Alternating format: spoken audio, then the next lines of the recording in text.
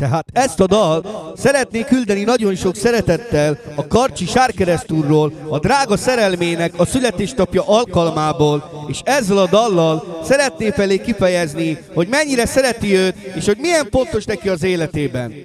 És speciál, itt mondja a Karcsi. Szép asszony vagy, mindened van, mégsem lehet boldog.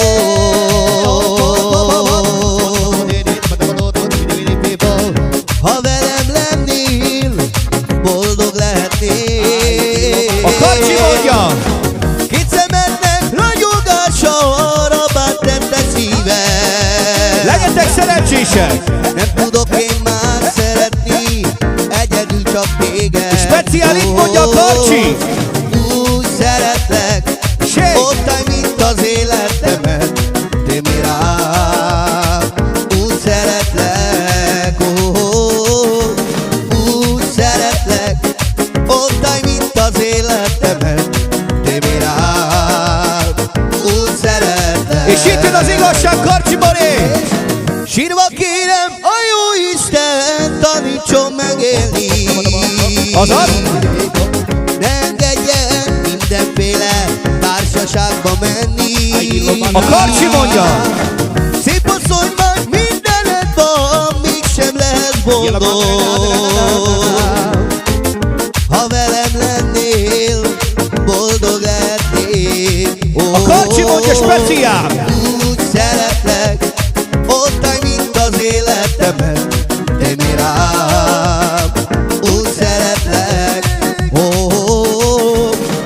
úgy szeretlek, ott állj, mint az életemet, te mi rám. Úgy És speciál, itt mondta a Karcsi a szerelmének! Szép asszony vagy, mindened van, mégsem lehet boldog. Ha velem lennél, boldog lehetnél. Ez az igazság, gyerekek! Két szemednek ragyogása, rabbant tette szívem. Nem tudok én már szeretni, egyedül csak téged. És itt mondja a Karcsi! Úgy szeretlek, ott állj, mint az életemet, te mi rám. Úgy szeretlek, úgy szeretlek, ott állj, mint az életemet, te mi rám. Úgy szeretlek. Sírva kérem, a jó Isten tanítson megélni.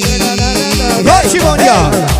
Ne engedjen mindenféle társaságba menni. Ez az igazság! Szép asszony vagy, mindened van, mégsem lehet boldog. Ha velem lennél, boldog lehetnék. Úgy szeretlek, ott állj, mint az életemet, te mi rám.